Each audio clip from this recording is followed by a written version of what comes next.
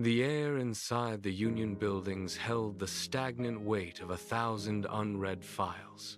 It was a silence that had settled into the wood and stone over decades.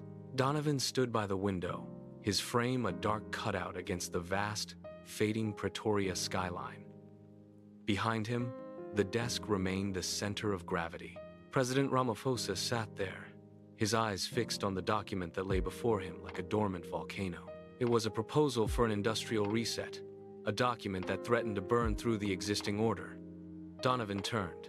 The floorboards groaned under his weight as he moved toward the center of the room. His shadow stretched across the polished wood, reaching the edge of the president's desk. He did not wait for an invitation to speak.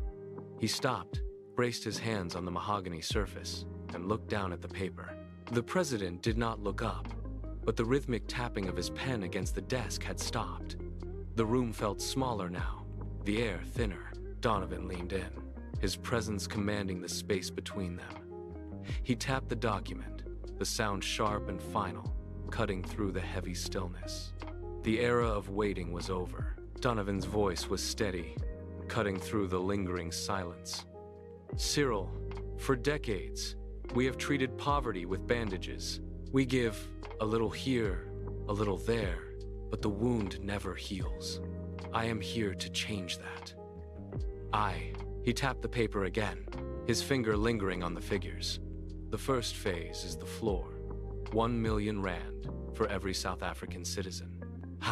The president looked up, his brow furrowing as he processed the sheer scale of the number. Donovan did not let him speak. This is not a handout. It is the capital to kill desperation. When a person is no longer fighting for their next meal, they start fighting for their future. He watched the president's eyes scan the page, noting the shift from skepticism to a deep, focused curiosity. The room seemed to brighten as the logic took hold. Donovan stood back, giving the president space to absorb the magnitude of the shift. It is the floor, he repeated, his tone dropping to a low, deliberate cadence. A foundation built to support the weight of a nation that has been kept small for too long. The president leaned forward, his pen hovering over the desk. The president finally spoke, his voice low and measured. The inflation, the risk you are talking about, a total upheaval of our fiscal stability. He tapped his pen against the desk, a sharp, rhythmic sound that betrayed his hesitation. Donovan did not retreat. He stepped away from the desk and crossed to the large map mounted on the wall.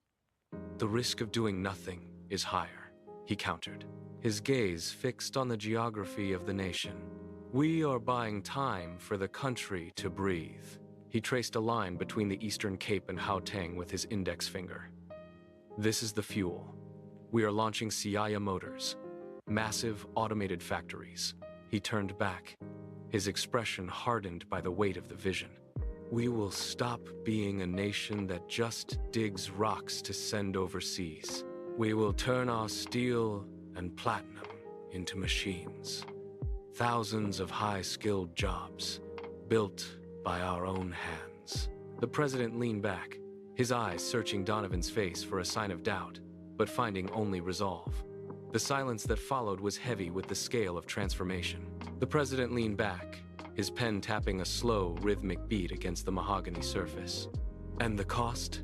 Donovan, how do we sustain this without collapsing the entire structure? Donovan pulled a chair closer, the wood scraping sharply against the floor. He sat, leaning into the president's space. Honesty. We shift the tax burden to luxury spending. When a citizen buys a high-end item, a portion flows back to the state. He gestured toward the window, toward the city beyond. We tell them, we gave you the capital to change your life. Now, you help us build the next factory. They will pay because they are no longer subjects. They are owners. Donovan stood abruptly, his shadow looming over the desk. He slammed his hand down, the sound echoing through the quiet office like a gavel. The old way kept people small, so they would be grateful for crumbs.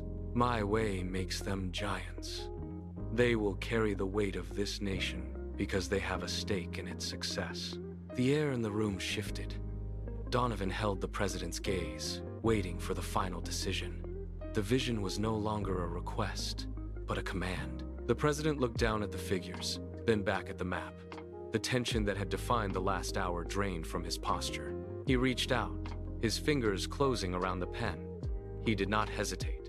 He pressed the nib to the paper, the scratch of ink against the document the only sound in the room. Outside, the sun began to dip below the horizon.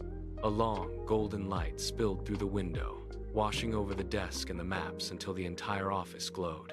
The proposal was no longer a collection of theories or a point of contention. It was a blueprint, a definitive path forward. The shadows of the past retreated into the corners of the Union buildings. A new era had begun.